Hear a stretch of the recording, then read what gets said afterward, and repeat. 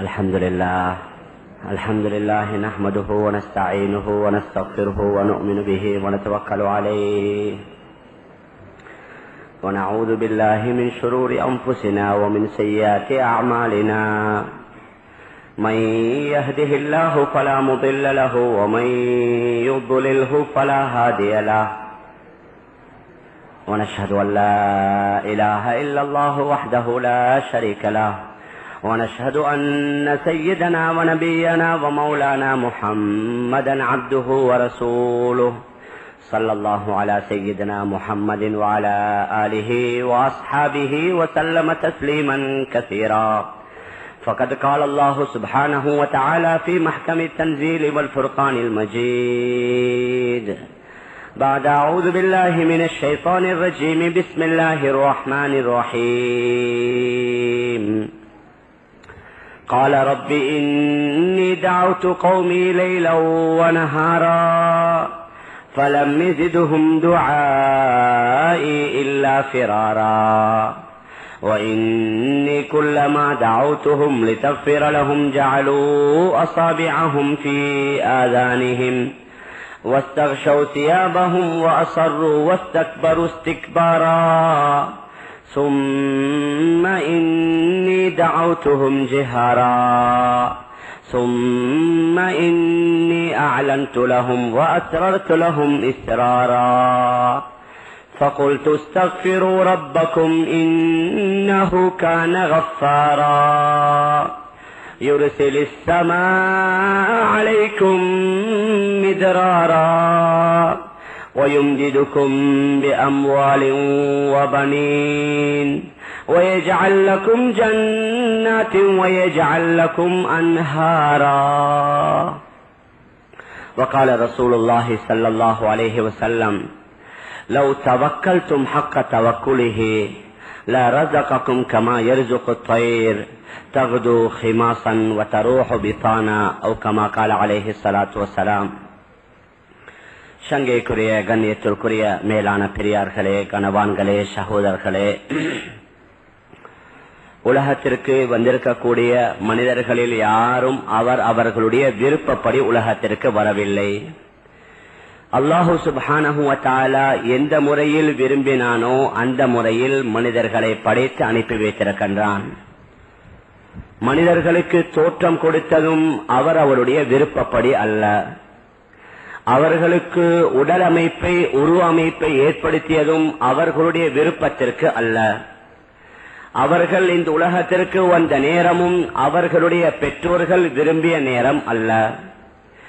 மனிதர்கள் சிலர் கருப்பர்களாக, சிலர் வெள்ளையர்களாக, சிலர் பொது நிறம் கொண்டவர்களாக, இன்னும் சிலர்கள் ஆண்களாகவும் சிலர்களை பெண்களாகவும் மிக சிலர்களை அலிகளாகவும் அல்லாஹு சுப்ஹானஹு வ தஆலா அவன் நாடிய அமைப்பில படைத்திருக்கின்றான்.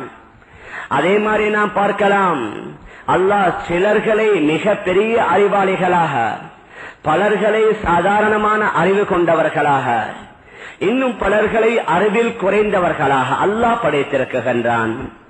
இவைகள் எதுவிலேயுமே நம்முடைய ஈடுபாடு கிடையாது. நம்முடைய விருப்பத்திற்கு அல்லாஹு சுப்ஹானஹு வ தஆலா இடம் தரவில்லை. முதலாவது தாயினுடைய வயிற்றில நமக்கு உருவத்தை அமைத்து தந்தான் அல்லாஹ். அவன் விரும்பிய முறையில் தான் நமக்கு உருவத்தை ஏற்படுத்தி இருக்கின்றான். குர்ஆன்ல கூறுகின்றான், ஹுவல்லதீ யுஸவ்விருக்கும் ஃபில் அர்ஹாமி கைஃப யஷா. தாய்மார்களுடைய கர்ப்பப்பையில நாம் எந்த முறையில விரும்பினோமோ அந்த முறையில் உங்களுக்கு உருவத்தை ஏற்படுத்தி இருக்கின்றோம். உலகத்தில் ஒவ்வொரு நாடும் பல்லாயிரக்கணக்கான குழந்தைகள் பிறக்குகின்றன. அந்த அனைத்து குழந்தைகளுடைய நிறத்தை அல்லாஹ் வித்தியாசமாக, அவைகளுடைய முகத்துடைய தோற்றத்தை வித்தியாசமாக, அவைகள் பேசக்கூடிய அந்த துணியை வித்தியாசமாக, அவர்கள் ஒவ்வொருவருடைய கை விரல்களே உள்ள ரேகைகளை கூட அல்லாஹ் வித்தியாசமாக படைத்திருக்கின்றான்.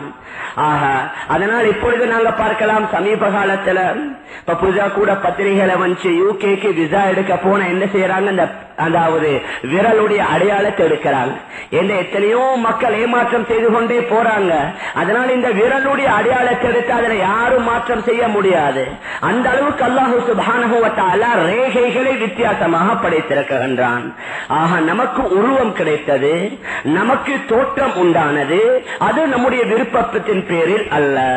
அதே போன்று நாம் பார்க்கலாம், நாம் ஆண்களாக வந்தது அல்லது பெண்கள் பெண்களாக உருவானது அவர்களுடைய விருப்பத்தின் பேரில் அல்ல.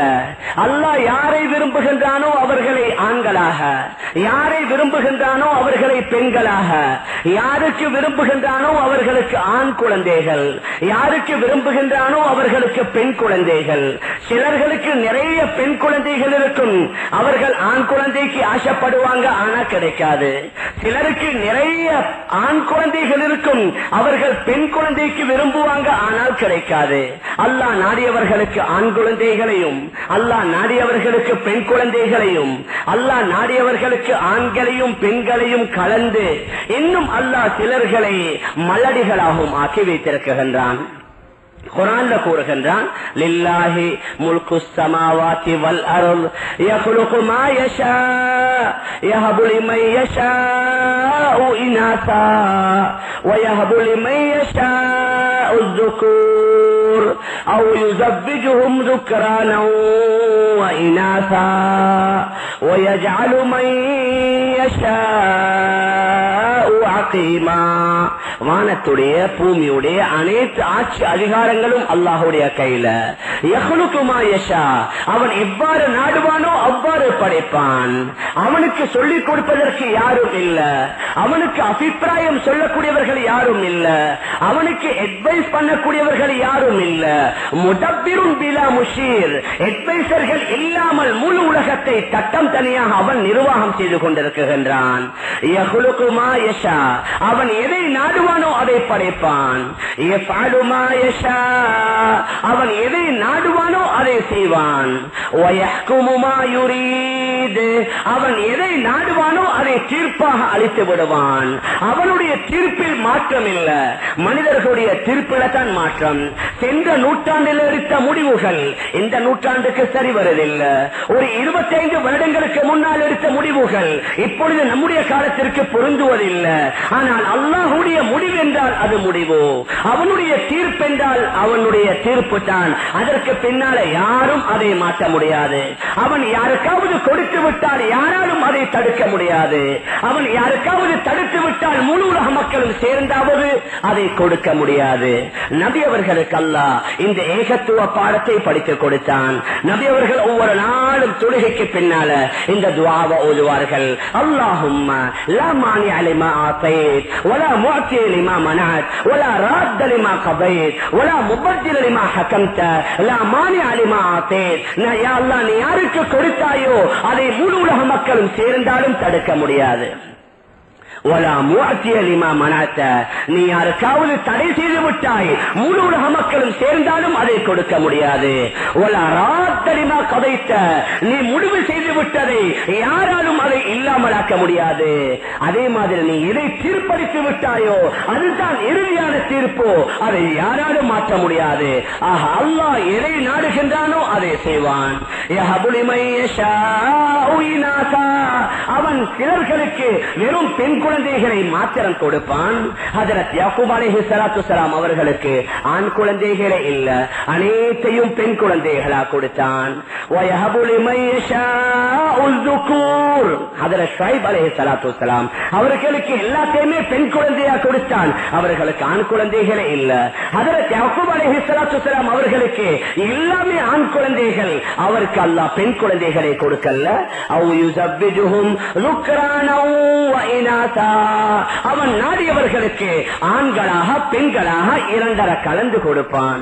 நம்முடைய தலைவர் முஹம்மது ஸல்லல்லாஹு அலைஹி வஸல்லம் அவர்களுக்கு அல்லாஹ் ஆண் குழந்தைகளையும் கொடுத்தான், பெண் குழந்தைகளையும் கொடுத்தான். وَيَجْعَلُ مَن يَشَاءُ யாருக்கு நாடுகின்றானோ அவர்களை அல்லாஹ் மலடர்களாக ஆக்கிவிடுவான். அவர்களுக்கு குழந்தை பாக்கியமே கிடையாது. ஆக மேலான பெரியார்களே, சகோதரர்களே, அனைத்தும் நடந்தது அல்லாஹ்வுடைய நாட்டப்படி. ஆண்கள் ஆண்களாக உருவானது அவனுடைய நாட்டப்படி, பெண்கள் பெண்களாக உருவானது அவனுடைய நாட்டப்படி, அறிவாளிகள் அறிவாளிகளாக வந்தது ரப்புடைய நாட்டப்படி, அறிவில் குறைந்தவர்கள் அந்த குறைந்த அறிவுடன் வந்தது அந்த அல்லாஹ்வுடைய நாட்டப்படி. கருப்பர்களாக வெள்ளையர்களாக புதுநிறம் கொண்டவர்களாக யாரும் தன்னுடைய விருப்பப்படி இந்த உருவமைப்பு ஏற்படல. யாருக்கும் தன்னுடைய விருப்பப்படி அறிவில் கூடுதல் குறைவுதல் ஏற்படல. யாரும் தான் விரும்பியபடி அவர்களுடைய நிறங்கள் தோற்றங்கள் கிடைக்கல. ஆக இவைகள் அனைத்தையும் அல்லாஹ் நாடின முறையில் தான் செய்திருக்கின்றான். அல்லாஹ் எவ்வாறு நாடினானோ அந்த முறையில் படைத்ததை போன்று மேலான பெரியார்களே, சகோதரர்களே, இந்த உலகத்தில் மனிதர்கள் வாழ்வதும் அந்த ரப்புடைய நாட்டப்படி வாழ்ந்தால்தான் இவர்கள் வெற்றி பெறலாம். மேலான பெரியார்களே, கனவான்களே, சகோதரர்களே, உலகத்தில் ஏற்பட்ட முதலாவது தோல்வி என்ன? மனிதர்கள் அவரவர்களுடைய வாழ்க்கையை அவரவருடைய விருப்பத்திற்கு தோதுவாக எடுத்துக் கொண்டது. யார் எந்தெந்த துறையில் இருக்கின்றார்களோ அந்த துறையில் வெற்றி இருப்பதாக நம்பி அதிலேயே பாடுபடுகின்றார்கள். விவசாயிகள் விவசாய துறையில, வியாபாரிகள் வியாபாரத்தில், அதே மாதிரி படித்தவர்கள் அவர்களுடைய படிப்புல, வைத்தியர்கள் அவர்களுடைய வைத்திய துறையில, விஞ்ஞானிகள் அவர்களுடைய விஞ்ஞான துறையில, யார் யார் எதில் எதில் ஈடுபடுகின்றார்களோ அதில் தான் என்னுடைய வெற்றி இருப்பதாக வாழ்க்கையுடைய லட்சியத்தை, வாழ்க்கையுடைய குறிக்கோளை, அவர்களுடைய நோக்கத்தை ஏற்படுத்தி பாடுபட்டுக் கொண்டிருந்த வேளையில தான் அல்லாஹு சுப்ஹானஹு வ தஆலா மீண்டும் நம்முடைய இரக்கம் கொண்டு கருணை கொண்டு என்னுடைய அடியார்கள் இதே நிலையில் அவர்கள் வாழ்ந்து மடிந்து விட்டால், இறந்து விட்டால் ஆகிராவுல மிகப்பெரிய நஷ்டத்தை, மிகப்பெரிய தோல்வியை தழுவ வேண்டி ஏற்பட்டுவிடும் என்பதனால தான் அல்லாஹ் நபிமார்களை அனுப்ப ஆரம்பித்தான். உலகத்தில் ஒரு ஆள் தோல்வியை பெறலாம், பரவாயில்லை. உலகத்துடைய தோல்விக்கு பின்னால வெற்றி. உலகத்தில் ஒரு ஆள் நஷ்டம் அடையலாம், அந்த நஷ்டத்திற்கு பின்னால லாபம். உலகத்தில் ஒரு ஆளுக்கு நோய் ஏற்படலாம், அந்த நோய்க்கு பின்னால சுகம். உலகத்தில் ஒரு ஆளுக்கு கவலை வரலாம், அந்த கவலைக்கு பின்னால இன்பம். ஆனால் ஆகிராவில் எது ஏற்படுகின்றதோ அது நிரந்தரமானது. இன்பம் என்றால் நிரந்தரமான இன்பம், துன்பம் என்பது கிடையவே கிடையாது. சந்தோஷம் என்றால் நிரந்தரமான சந்தோஷம், அங்கே கவலை என்பது கிடையவே கிடையாது. வாலிபம் என்றால் பல கோடான கோடி வருஷம் கழிந்தாலும் வாலிபமே தவிர வயோதிபம் என்பது வரவே வராது. உலகத்தில் யாராவது ஏதாவது தாங்கிக் கொள்ள முடியாத பிரச்சனை வந்தா கடைசியில் என்ன செய்யறது? சூசைட் பண்றது, தற்கொலை செய்யறது. இஸ்லாத்தில் அனுமதி கிடையாது, வேற வழியே இல்லாமல் தற்கொலை செய்வாங்க. ஆனா ஆகிரால தற்கொலை செய்யவும் முடியாது, நீங்க விரும்பினாலும் மரணிக்க முடியாது. ஆகிராவுடைய அந்த கஷ்டங்களை, அந்த சோதனைகளை பார்த்து அந்த அநியாயக்காரர்கள் சொல்வார்கள், ரப்பனா அமத்தன ஸ்னத்தைன் வஹயைதன ஸ்னத்தைன் ஃபஅதரஃப்னா பிதுனூபினா ஃபஹல் இலா குரூஜின் மின் சபீல். யா அல்லாஹ், எங்களை இரண்டாவது தடவை மீண்டும் மௌத்தாக்கி விடு, அதற்கு பின்னால் மீண்டும் எங்களை உயிராக்கி விடு, எங்களுக்கு உயிரை தந்து விடு. நாம் செய்த பாவங்களை, தவறுகளை, தப்புகளை உணர்ந்து விட்டோம், அதிலிருந்து நாங்க விடுதலையாகி வருகின்றோம் என்று அல்லாஹ்விடத்தில் கேட்பார்கள். ஆனால் அல்லாஹ்வுடைய புறத்தால சொல்லப்படும், லா யதுகூன ஃபீஹல் மௌத இல்லல் மௌத்தல் ஊலா. உலகத்தில் நீங்க சுவைத்த அந்த முதலாவது மரணத்தை தவிர இரண்டாவது மரணம் என்பது இல்லவே இல்லை. இன்பம் என்றால் நிரந்தரமான இன்பம், துன்பம் என்றால் நிரந்தரமான துன்பம், சந்தோஷம் என்றால் நிரந்தரமான சந்தோஷம், கவலை என்றால் நிரந்தரமான கவலை. அந்த தோல்விக்கு பின்னால வெற்றி அடையலாது. அங்கே யாராவது செயலாவிட்டா அதற்கு பின்னால் அவர் பாஸ் ஆக முடியாது. உலகத்தில் அப்படி அல்ல.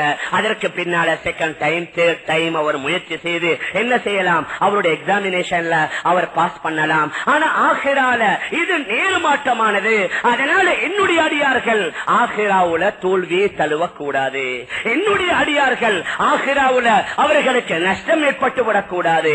எந்த அளவுக்கு என்றால் சுவர்க்கவாதிகள் சுவர்க்கத்திற்கு சென்றா அங்க சில சின்ன சிறுவர்கள் சில கவிகளை பாடி இந்த சுவர்க்கவாதிகளை வரவேற்பாங்க. சொல்லுவாங்க, இன்னலக்கும் அந்த சிஹு ஃபலா தஸ்குமு அபதா வ இன்னலக்கும் அந்த ஷுப்பு ஃபலா தஹ்ரமு அபதா. وَإِنَّ لَكُمْ أَن تَنْعَمُوا فَلَا تَبْأَسُوا أَبَدًا وَإِنَّ لَكُمْ أَن تَحْيُوا فَلَا تَمُوتُوا أَبَدًا إِنَّ لَكُمْ أَن تَشُبُّوا நீங்கள் நிரந்தர வாலிபர்களாக இருங்கள். வயோதிபம் என்பது வரவே வராது. நிரந்தர இன்பத்துடன் இருங்க, உங்களுக்கு துன்பம் என்பது வரவே வராது. நிரந்தர சுகத்துடன் ஆரோக்கியத்துடன் இருங்கள், நோய் என்பது வரவே வராது. நிரந்தரமான ஹயாத்துடன் இருங்கள், உங்களுக்கு மரணம் என்பது வரவே வராது. ஆகிரால அல்லாஹ்வுடைய அடியார்கள் யாரும் நஷ்டத்தையோ தோல்வியையோ தழுவிவிடக் கூடாது என்பதற்காக மீண்டும் அல்லாஹ் இறக்கப்பட்டு கருணை கொண்டு நபிமார்களை அனுப்ப ஆரம்பித்தான், ரசூல்மார்களை அனுப்ப ஆரம்பித்தான். அவர்களுடைய அந்த ஏகத்துவ போதனைக்கு தோதுவாக வானலாவிய கிதாபுகளை இறக்கி வைத்துக் கொண்டே இருந்தான். வானத்திலிருந்து வேதங்களை இறக்கி வைத்துக் கொண்டே இருந்தான். சில சந்தர்ப்பங்கள்ல சுஹ்ஃபுகளை ஏடுகளை இறக்கி வைத்துக் கொண்டே இருந்தான். ஏன்? அந்த நபிமார்களுடைய போதனைகளுக்கு, அவர்களுடைய அறிவுரைகளுக்கு வழிகாட்டியாக அல்லாஹ் வேதங்களையும் சுஹ்ஃபுகளையும் அல்லாஹு சுப்ஹானஹு வ தஆலா இறக்கி கொடுத்துக் கொண்டே இருந்தான். இந்த முறையில அல்லாஹ் சொன்ன பிரகாரம், அல்லாஹ் நபிமார்களுக்கு கற்றுக் கொடுத்ததன் பிரகாரம் அந்த நபிமார்கள் தன்னுடைய சமூகத்தாரத்தை உழைத்தார்கள், முயற்சி செய்தார்கள். நாம் பார்க்கலாம், எந்தெந்த காலத்தில் முயற்சி நடந்ததோ அந்த முயற்சியின் மூலமாக மனிதர்கள் நரகிலிருந்து பாதுகாக்கப்பட்டிருக்கின்றார்கள். எந்தெந்த காலத்தில் முயற்சி விடுபடுகின்றதோ அன்றிலிருந்தே மனிதர்கள் பாவங்களை, குற்றங்களை, தவறுகளை எந்த அளவுக்கு நரகத்துடைய விளிம்பிலே செல்ல ஆரம்பித்து ஆரம்பம் முதல் நாம் பார்க்கலாம். ஹஜ்ரத் நூஹ் அலைஹிஸ்ஸலாத்து வஸ்ஸலாம் உலகத்துல கிட்டத்தட்ட 950 வருடம் வாழ்ந்ததாக குர்ஆன் கூறுகின்றது. வலகத் அர்ஸல்னா நூஹன் இலா கௌமிஹி ஃபலபிஸ ஃபீஹிம் அல்ஃப ஸனத்தின் இல்லா 50 ஆமா. ஹஜ்ரத் நூஹை அவருடைய கூட்டத்திற்கு நாம் அனுப்பி வைத்தோம். அவர்கள் 950 வருடம் அந்த கூட்டத்தில் தங்கி இருந்தார்கள் என்று அல்லாஹ் குர்ஆன்ல குறிப்பிடுகின்றான். அந்த மனிதர்கள்ட்ட உழைக்குகின்றார்கள், முயற்சி செய்கின்றார்கள், பாடுபடுகின்றார்கள். வெகு சொற்பமான குறைந்த மனிதர்கள் தான் ஹஜ்ரத் நூஹ் அலைஹிஸ்ஸலாத்து வஸ்ஸலாம் அவர்களுடைய அந்த ஏகத்துவத்துடைய கொள்கையை, அவர்கள் கொண்டு வந்த அந்த அல்லாஹ்வுடைய அந்த கட்டளைகளை, உத்தரவுகளை ஏற்றுக்கொள்கின்றார்கள். அதிகமானவர்கள் நிராகரித்து விடுகின்றார்கள், அதிகமானவர்கள் அவர்களை புறக்கணித்து விடுகின்றார்கள். ஆனா அல்லாஹ்வுடைய பொதுவான ஒரு வழக்கம் என்ன? ஆரம்பத்தில் யாரையும் தண்டிப்பது கிடையாது, ஆரம்பத்தில் யாரையும் கண்டிப்பது கிடையாது, ஆரம்பத்திலே யாருக்கும் தன்னுடைய அதாபுகளை, வேதனைகளை கொடுப்பதில்லை. அல்லாஹ் சந்தர்ப்பங்களை கொடுத்துக் கொண்டே இருப்பான், வாய்ப்புகளை கொடுத்துக் கொண்டே இருப்பான், பல நிலைமைகளை ஏற்படுத்தி கொடுத்துக் கொண்டே இருப்பான். இவ்வாறு பல சந்தர்ப்பங்கள், பல நிலைமைகள், பல ஏற்பாடுகள் செய்யப்பட்டும் அதற்கு பின்னாலும் அவர் வராவிட்டால் இறுதியில அல்லாஹ் சுப்ஹானஹு வ தஆலா அவர்களை அளித்திருக்கின்றான். ஹஜ்ரத் நூஹ் அலைஹிஸ்ஸலாத்து வஸ்ஸலாம் கிட்டத்தட்ட 950 வருஷம் முயற்சி செய்கின்றார்கள். அவர்களுடைய கூட்டத்தில் மிக குறைவானவர்கள் தான் அவர்களை ஏற்றுக்கொண்டார்கள், மிக பெரிய ஒரு கூட்டம் நிராகரிக்கின்றார்கள். அதனால ஹஜ்ரத் நூஹ் அலைஹிஸ்ஸலாத்து வஸ்ஸலாம் அவர்களே சொல்லிவிட்டார்கள், யா அல்லாஹ், என்னுடைய இந்த கூட்டத்தில் நீ யாரையும் விட்டு வைக்காதே. வலா யலிது இல்லா ஃபாஜிரன் கஃபாரா. அவர்கள் பெற்றெடுத்தாலும் அந்த குழந்தைகளும் கெட்டவர்களாக காபிர்களை தான் பெற்றெடுப்பாங்க. அதனால இவர்களை அழித்து விடு. ஹஜ்ரத் நூஹ் அலைஹிஸ்ஸலாத்து வஸ்ஸலாம் துஆ செய்கின்றார்கள். இப்பொழுது அல்லாஹ்வுடைய உத்தரவு, வானத்திற்கு உத்தரவிடுகின்றான், வானிலிருந்து மழை பொழிய ஆரம்பிக்கின்றது. பூமிக்கு உத்தரவிடுகின்றான், பூமிக்கு கீழால் இருந்து ஊற்றின் மூலமாக தண்ணீர் பெருக்கெடுக்க ஆரம்பித்து எந்த அளவுக்கு சில கிதாபுகள்ல பதிவு செய்யப்பட்டிருக்கிறது. உலகத்தில் அடிக்கக்கூடிய வெள்ளங்கள் எல்லாம் சில மணித்தியாலங்கள், சில மணி நேரங்கள் அல்லது சில நாட்கள். ஹஜ்ரத் நூஹ் அலைஹிஸ்ஸலாத்து வஸ்ஸலாம் அவர்களுடைய காலத்தில் ஏற்பட்ட அந்த வெள்ளப்பிரளயம் சுமார் 6 மாதம் தொடர்ந்து வீசியிருக்கின்றது. ரஜப் மாதத்துடைய பிறை 10 ருல்ஹஜ் மாதத்துடைய பிறை 10 வரைக்கும் மேலிருந்தும் நீர், கீழிருந்தும் நீர், 2 பக்கங்களிலிருந்து 2 திசைகளிலிருந்து அந்த நீர் பெருக்கெடுத்து முழு உலகத்திற்கு ஏற்பட்ட மிகப்பெரிய வெள்ளப்பிரளயம். அவர்களை ஏற்றுக்கொண்டவர்களை அல்லாஹு சுப்ஹானஹு வ தஆலா அந்த கப்பலில் வைத்து பாதுகாக்குகின்றான். மேலான பெரியார்களே, கணவான்களே, சகோதரர்களே, அந்த கப்பலில் ஏறியவர்கள் யாரு? வெறும் ஹஜ்ரத் நூஹ் அலைஹிஸ்ஸலாத்து வஸ்ஸலாம் அவர்களை ஏற்றுக்கொண்ட 100க்கு 100 மூமினான மக்கள் மாத்திரம்தான் அந்த கப்பல்ல ஏற்றப்பட்டார்கள். மற்ற அத்துணை பேர்களும் அந்த வெள்ள பிரளயத்தால் அழிக்கப்படுகின்றார்கள். ஆனா ஹஜ்ரத் நூஹ் அலைஹிஸ்ஸலாத்து வஸ்ஸலாம் அவர்கள் வஃபாத்தாகி, அவர்கள் இறந்து, அவர்களுடைய அவர்களுடைய சில நல்ல குழந்தைகள் இருந்தார்கள், சாலிஹான மக்கள் இருந்தார்கள், அவர்கள் மிகவும் நல்லவர்களாக இருந்தார்கள். ஹஜ்ரத் நூஹ் அலைஹிஸ்ஸலாத்து வஸ்ஸலாம் அவர்களுக்கு சாலிஹான குழந்தைகள் இருந்தார்கள். அந்த குழந்தைகளுடைய குழந்தைகள் ஹஜ்ரத் நூஹுடைய பேர குழந்தைகள் என்ன செய்கின்றார்கள்? தன்னுடைய வாப்பாமார்கள் இறந்ததற்கு பின்னால அவர்களுடைய ஞாபகம் வந்த வேளையில் என்ன செய்வாங்க? நம்முடைய பெற்றோர்கள் இறந்துட்டாங்க, அதனால அவங்களுடைய ஞாபகம் வரக்கூடிய வேளையில அவர்கள் நினைச்சு பார்க்கணும்னு சொல்லி அந்த நல்லவர்களுடைய உருவப்படங்களை செதுக்கி என்ன செய்யறாங்க? ஒரு அறையில வைப்பாங்க. ஞாபகம் வரும்போது போய் பார்த்து கொள்வாங்க. இது ஹஜ்ரத் நூஹ் அலைஹிஸ்ஸலாத்து வஸ்ஸலாம் அவர்களுடைய பேர குழந்தைகள்.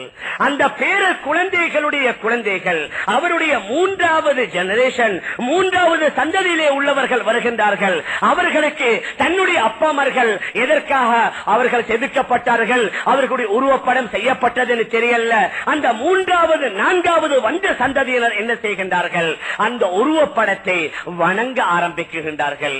எந்த அளவுக்கு வணக்கத்தில் உறுதிந்தா அவர்களே சொல்வார்கள், வகாலு லா ததருன்ன ஆலிஹதகும் வலா ததருன்ன வத்தன் வலா சுவாஅன் வலா யகூஸ வயஊக வனஸ்ரா.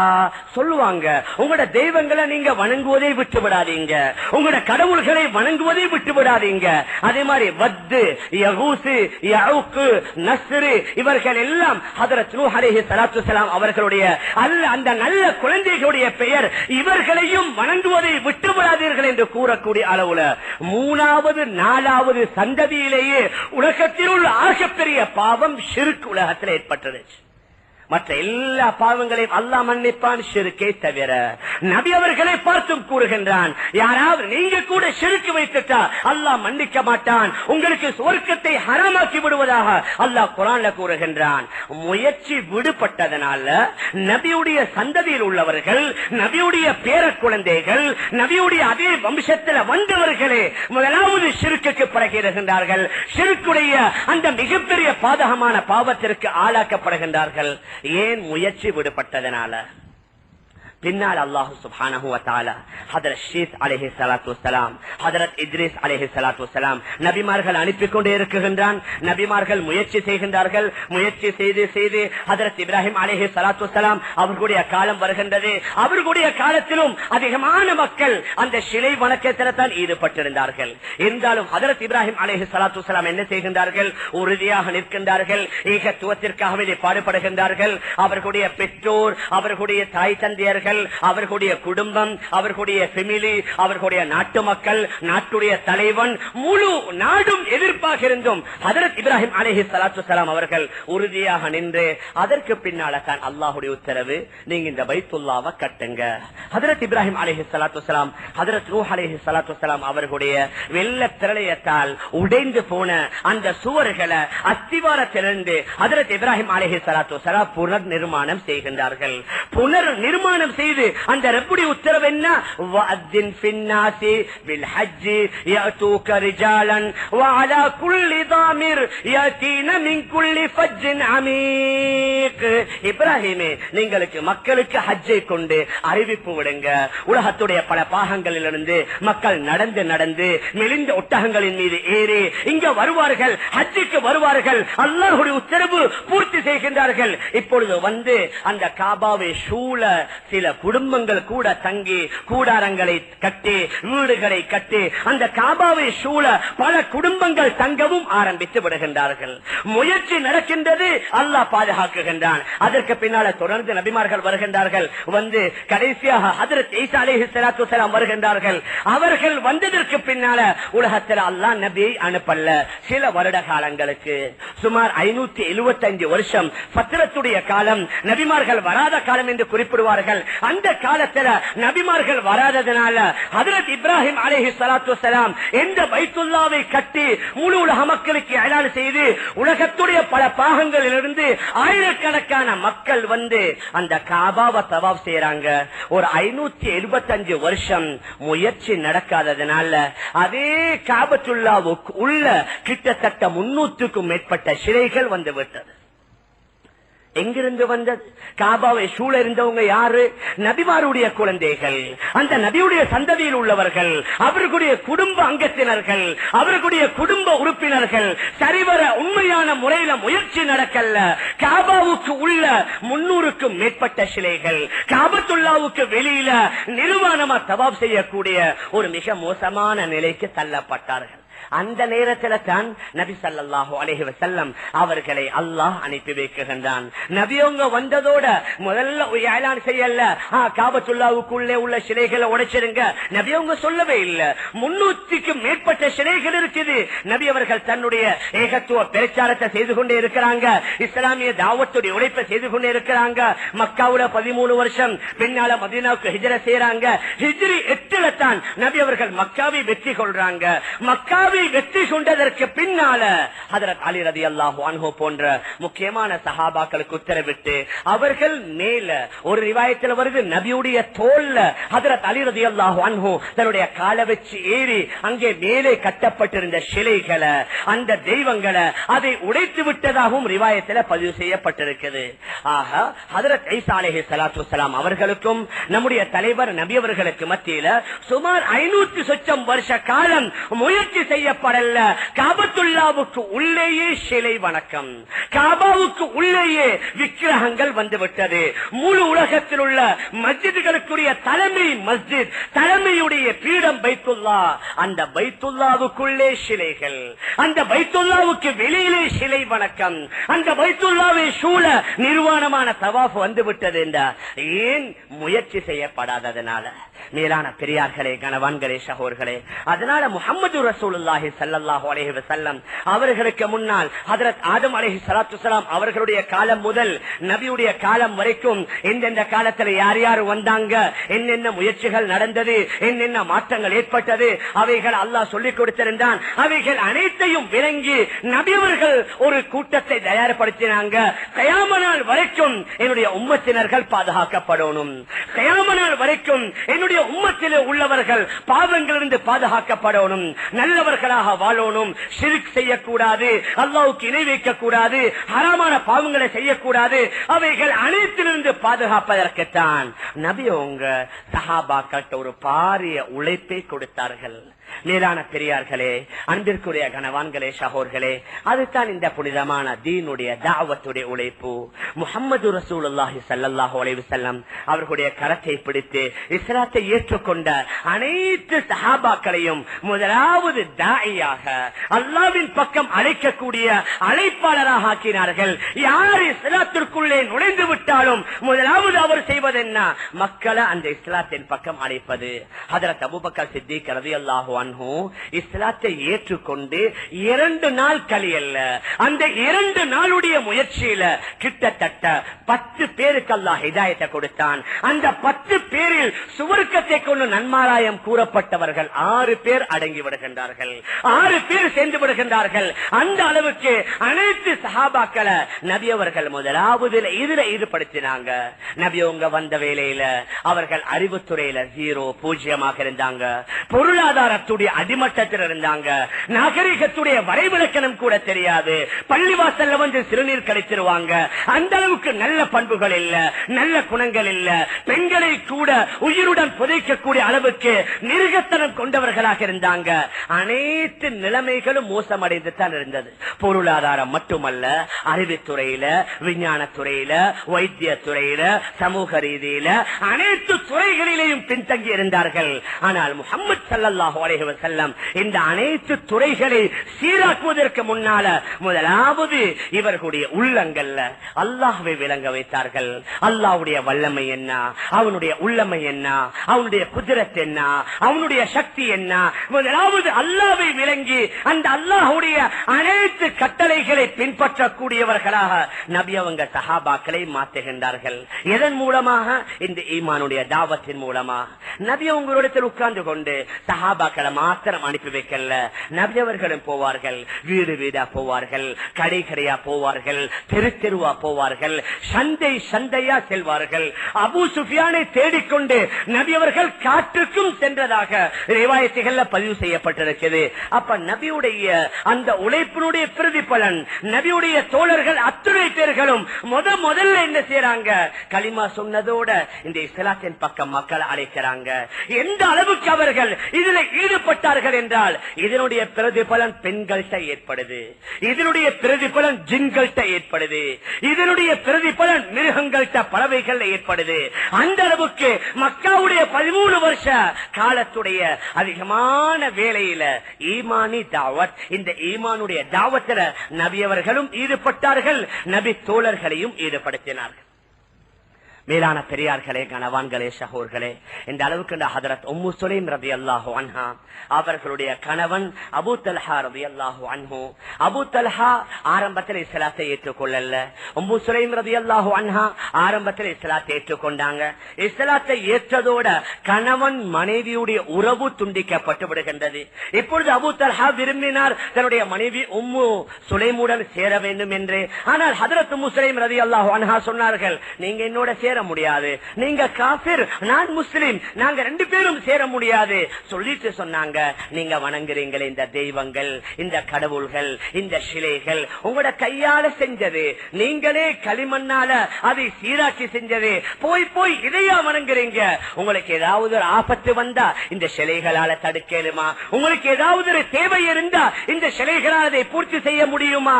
அதனால் நீங்க என்ன செய்யுங்க, அல்லாஹுவை ஏற்றுக்கொள்ளுங்க, என்னுடைய நபி முஹம்மது ரசூலுல்லாஹி ஸல்லல்லாஹு அலைஹி வஸல்லம் அவர்களை தூதுவரா ஏற்றுக்கொண்டு நீங்க இஸ்லாத்துல நுழைந்துட்டா, நீங்க களிமா சொல்லி இஸ்லாத்தில் நுழைவதையே நான் என்னுடைய மஹரா ஆக்கி உங்களை திருமணம் முடிப்பதற்கு தயார்.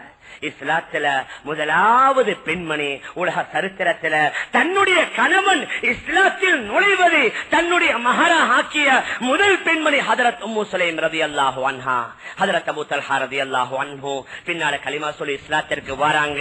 மஹர் தொகையை கூட எதிர்பார்க்கல, நீங்க களிமா சொல்லி இஸ்லாத்திற்கு வாங்க, நீங்க களிமா சொல்லி இஸ்லாத்தில் நுழைவதை என்னுடைய மஹராக ஏற்றுக்கொள்ள தயார்.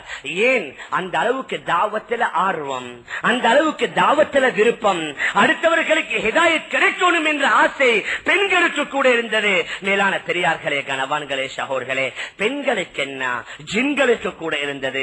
நபி ஸல்லல்லாஹு அலைஹி வஸல்லம் ஆரம்ப காலத்துல தாயிஃபுக்கு போன சரித்திரம் நமக்கு எல்லாம் தெரியும். அங்கே அவர்கள் நடந்து கொண்ட விதத்தையும் அடிக்கடி நாங்கள் கேள்விப்பட்டிருக்கிறோம். நபி அவர்கள் திரும்பி வந்து கொண்டிருக்கிறாங்க, வார வழியில அது மிக நீண்ட சரித்திரம். நபி அவர்கள் அங்க ஏசப்படுகின்றார்கள், நபி அவர்கள் அங்கே துன்புறுத்தப்படுகின்றார்கள், அடிக்கப்படுகின்றார்கள். எந்த அளவுக்கு நபியுடன் சென்ற ஹதரத் ஸைத் இப்னு ஹாரிஸா ரலியல்லாஹு அன்ஹு சொல்வார்கள், நபியுடைய உடம்பிலிருந்து எந்த அளவுக்கு இரத்தம் வந்ததுன்னு சொன்னா, நபியவங்க போட்டிருந்த செருப்பு அவர்களுடைய காலோடு ஒட்டி இருந்தது. நான் தான் ரொம்ப கஷ்டப்பட்டு அந்த செருப்பை கலட்டி இருந்தேன். அந்த அளவுக்கு நபியுடைய உடம்பிலிருந்து இரத்தம் வெளியாகி இருக்கின்றது. அவ்வளவு கஷ்டப்பட்டாங்க. வார வழியில ஒரு தோட்டத்துல வந்து நபியவங்க கொஞ்சம் ஓய்வு பெற போகின்றார்கள். அந்த தோட்டத்துடைய எஜமான் நபியுடைய மருமகன்மார்கள் உள்ளவர்கள். நபியுடைய 2 மருமகன், அபூ லஹபுடைய 2 மகன், நபியுடைய 2 மகளை திருமணம் முடித்திருந்தாங்க. ஆனா நபி அவர்கள் தன்னை நபி என வாதித்தவுடனே அபூ லஹப் சொல்லிட்டான், நீங்க உங்களோட மனைவிமார்களை தலாக் சொல்லிடுங்க, நீங்க அவர்களோடு வாழ்ந்தா நான் உங்களுடைய தந்தையும் அல்ல, நீங்க எங்கட மகனும் அல்ல. 2 பேருமே தலாக் சொல்லப்பட்ட நபியுடைய மருமகன்மார்கள். நபியை பார்த்து இறக்கப்பட்டு தன்னுடைய ஒரு ஊழியன்ட்ட, தன்னுடைய ஒரு வேலைக்காரன் கொடுக்கின்றாங்க. ஒரு அதாவது பழப்பாத்திரத்தை கொடுத்து நீங்க அவர்கிட்ட போய் கொடுங்க, அவரோட ரொம்ப நேரம் பேசாதீங்க, அவசரமா கொடுத்துட்டு வந்துருங்க.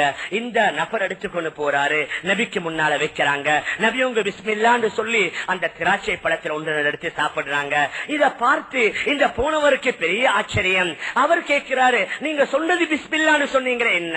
நபி அவங்க சொன்னாங்க, ஒரு சாப்பாட்டை சாப்பிடுவதற்கு முன்னால பிஸ்மில்லாண்டு அல்லாஹ்வுடைய பெயரை சொல்லி அது சாப்பிடுவது முக்கியமான ஒரு அம்சமாக இருக்குது. இப்ப அவர் கேட்டுக்கொண்டே போறாரு. நபி அவங்களும் சொல்றாங்க, நபி அவங்க கேட்கிறாங்க, உங்களோட பேர் என்ன? அவர் சொல்றாரு அத்தாஸ். நபி அவங்க கேட்கிறாங்க, நீங்க எந்த ஊரை சேர்ந்தவர்? அவர் சொல்றாரு ஈராக்ல நேனுவான்னு சொல்லக்கூடிய ஒரு பகுதியை சேர்ந்தவன். நபி அவங்க சொல்றாங்க நேனுவா, அந்த நேனுவால தான் ஹதரத் யூனுஸ் இப்னு மத்தான் சொல்லக்கூடிய என்னுடைய ஒரு சகோதரன் நபி அவர்கள் பிறந்து வாழ்ந்தார்கள் என்று சொல்லி அந்த ஊரை பற்றி சொல்லவும் வந்த அந்த ஊழியருக்கு ரொம்ப சந்தோஷமாகி விடுகின்றது. உடனடியா நபி அவர்கள் தாவத் கொடுக்கின்றார்கள். கடைசியில் ரிவாயத்தில் வருகின்றது, நபியுடைய 2 காலையும் 2 கையையும் முத்தமிட்டு அவர் கலிமா சொல்லி இஸ்லாத்தை ஏற்றுக்கொள்கின்றார். காலையில நபி அவர்கள் அடிபடுகின்றார்கள், தாயிஃபில நபி அவர்கள் ஏற்றுப்படுகின்றார்கள். மாலையிலேயே அதனுடைய பிரதிபலன் அத்தாஸ் என்பவருக்கு அல்லாஹ் ஹிதாயத்தை கொடுத்துட்டான். அன்றிரவு வழியில தங்கிட்டு அடுத்த நாள் காலையில நபி ஸல்லல்லாஹு அலைஹி வஸல்லம் குர்ஆன் ஓதி கொண்டிருக்கிறாங்க. குர்ஆன் ஓதி கொண்டிருந்ததை கேட்டு ஒரு ஜின்னுடைய கூட்டம் நபியுடைய சமூகத்துக்கு வருது. வந்து உட்காருகின்றார்கள். அந்த ஜின்களுடைய கூட்டம் அப்பொழுது வந்ததல்ல. நபி ஸல்லல்லாஹு அலைஹி வஸல்லம் அவர்களுக்கு நுபுவத் கொடுக்கப்பட்ட உடனேயே உலகத்துல பெரிய பெரிய மாற்றங்கள் ஏற்பட ஆரம்பித்தது. பல 100 வருடம் எரிந்து கொண்டிருந்த ஒரு அணையா விளக்கு அது அணைந்து விடுகின்றது. ஒரு அரசனுடைய மிகப்பெரிய சிம்மாசனம் அது கீழே அதாவது வீழ்ந்து விடுகின்றது. மேலே ஜின்கள் மலக்குமார்கள் பேசக்கூடிய செய்தியை சேகரிக்க செல்வார்கள். அங்கே செல்லும் பொழுதெல்லாம் எரிகொள்ளிகளால் எரிந்து அவர்கள் விரட்டி அடிக்கப்படுகின்றார்கள்.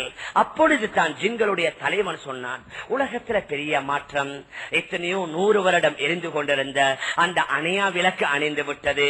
ஒரு பெரிய ஒரு அரசனுடைய சிம்மாசனம் அது தலை கீழே வீழ்ந்து விட்டது. மேலே நம்முடைய தோழர்கள் யாருமே செல்ல முடியாது, விரட்டி அடிக்கப்படுகின்றார்கள். உலகத்தில் ஏதோ ஒரு அதிசயம், ஏதோ ஒரு மாற்றம் நடந்திருக்குது, நீங்க போய் பார்த்துட்டு வாங்க என்று சொல்லி ஈராக்ல நசீபின் என்ற பகுதியில் உள்ள ஒரு ஜின்களுடைய கூட்டத்தை உலகத்துடைய பல பாகங்களுக்கு அனுப்பி வைக்கப்படுகின்றார்கள். அந்த ஜின்களில் ஒரு கூட்டம் தான் நபி அவர்கள் தாயிஃபிலிருந்து வருகின்றார்கள். வார வழியில நபி அவங்க குர்ஆன் ஓதுறாங்க. அந்த ஜின்கள் வந்து நபி அவர்கள் ஓதக்கூடிய குர்ஆனை கேட்கின்றது. அல்லாஹ் குர்ஆன் இந்த சரித்திரத்தை கூறுகின்றான். வைது ஸரஃப்னா இலைக நஃபரம் மினல் ஜின்னி யஸ்தமிஊனல் குர்ஆன் ஃபலம்மா ஹதரூஹு காலூ அன்சிது ஃபலம்மா குதிய வல்லௌ இலா கௌமிஹிம் முன்திரீன். முஹம்மதே, நீங்க நினைச்சு பாருங்க, இது ஸரஃப்னா இலைக, உங்களின் அளவில் நாங்க அனுப்பி வைத்தோம். நஃபரம் மினல் ஜின், ஜின்களுடைய ஒரு படையை அனுப்பி வைத்தோம்.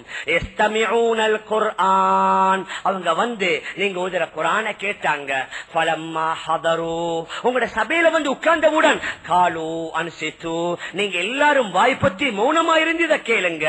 அதற்கு பின்னால அவர்கள் அவருடைய ஊருக்கு சென்று யா கௌமனா அஜீபு தாஇ அல்லாஹ் வ ஆமினு பிஹி யக்ஃபிர் லக்கும் மின் ذுனூபிக்கும் وَيُجِرُكُم مِّنْ عَذَابٍ أَلِيمٍ. நம்முடைய ஜின் இனத்தவர்களே, அல்லாஹுடைய ஒரு அழைப்பாளர் மக்காவுல வந்திருக்கிறாரு. அந்த அழைப்பாளருடைய அழைப்புக்கு பதில் கொடுங்க, அவரை ஈமான் கொள்ளுங்க, அல்லாஹ்வுடைய பாவத்தை மன்னிப்பான், நரகத்திலிருந்து அல்லாஹ் பாதுகாப்பான்னு சொல்லி அந்த ஜின் கூட்டம் போய் தன்னுடைய ஊர் மக்களுக்கு தாவத் கொடுத்ததாக சரித்திரம் கூறுகின்றது. எதை சொல்லிக் கொண்டு வருகின்றோம் என்றா, நபி அவர்களும் நபி தோழர்களும் இந்த ஈமானுடைய தாவத்துல மக்களை இஸ்லாத்தின் பக்கம் அழைப்பதில் எந்த அளவுக்கு ஈடுபட்டு என்றால் அதனுடைய பிரதிபலன் பெண்கள்டையும் ஏற்படுகின்றது, அதனுடைய பிரதிபலன் ஜின்கள்டையும் ஏற்படுகின்றது, அதனுடைய பிரதிபலன் பறவைகள்கிட்ட கூட. அல் பிதாயா வன் நிஹா என்ற கிதாபில் பதிவு செய்யப்பட்டிருக்கிறது. நபி அவர்கள் ஒரு தடவை ஒரு இடத்திலிருந்து வந்து கொண்டிருக்கிறாங்க. ஒரு காட்டரபி அவர் தன்னுடைய இந்த சட்டக்கைக்கு உள்ளால ஒரு உடும்பை வேட்டையாடி அப்படியே மறைத்து வைத்து வந்து கொண்டிருக்கிறாரு. நபி அவர்கள் அந்த காட்டரபியை கண்டவுடன் கேட்கிறாரு, அல்ல கைலா ஹைர், உனக்கு ஒரு ஹைரான நல்ல விடயத்தை சொல்லி தரட்டுமா கேட்டார். அது என்ன நல்ல விடயம்? நபி அவர்கள் சொன்னார்கள், தஷ்ஹது அல்லா இலாஹ இல்லல்லாஹ் வ தஷ்ஹது அன்ன கண்ணே ரசூலுல்லாஹ், அல்லாஹ்வை ரப்பாக நீ ஏற்றுக்கொள்ளணும். வணங்கப்படுவதற்கு அவனை தவிர வேறு யாரும் இல்ல. அந்த அல்லாஹ்வுடைய ஒரு அடியானாக, அவனுடைய தூதுவனாக நீ என்னை ஏற்றுக்கொள்ளணும் என்று சொல்லி நபி அவர்கள் கூறுகின்றார்கள். இந்த காலத்திலே நாங்க பார்க்கலாம் மக்களுடைய நிலைமை என்ன. 1400 சொச்சம் வருஷக்கு முன்னால காட்டில வாழக்கூடியவர்கள், இவருக்கு நபியை பற்றி தெரியாது, நபியுடைய அந்தஸ்து தெரியாது, நபியுடைய மகத்துவம் தெரியாது. அவர் தன்னுடைய சட்டையில மறைத்து வைத்திருந்த அந்த உடும்ப உடனடியாக கீழே போட்டு சொன்னாரு, லா உமினு ஹத்தா யுமின ஹாதா தப். இந்த உடம்பு எது வரைக்கும் உங்களை கொண்டு ஈமான் கொள்ளாதோ அது வரைக்கும் நான் உங்களை கொண்டு ஈமான் கொள்ள மாட்டேன். முதல்ல இந்த உடம்பு உங்களை கொண்டு ஈமான் கொள்ளணும், அதற்கு பின்னால தான் நான் ஈமான் கொள்வேன். சரி, நீங்க ஈமான் கொள்ளாட்டி இருங்காண்டு நபி அவர்கள் விட்டுவிடல. ஏன்? நபி அவர்களுக்கு உறுதியான நம்பிக்கை, நான் அல்லாஹ்வுடைய தூதுவன், அவனுடைய போதனைய, அவனுடைய அறிவுரைய முழு உலகத்தில் பரத்திக் கொண்டிருக்கிறேன். அந்த அல்லாஹ் என்னை கைவிட மாட்டான், அந்த அல்லாஹ் எனக்கு உதவி செய்யாமல் விட மாட்டான். நபி அவர்கள் தைரியமாக அல்லாஹ் மீது நம்பிக்கை வச்சு அந்த உடம்பை அழைக்கின்றார்கள், யா தப் என்று சொல்லி ரிவாயத்தில் பதிவு செய்யப்பட்டிருக்கிறது. அந்த உடும்பு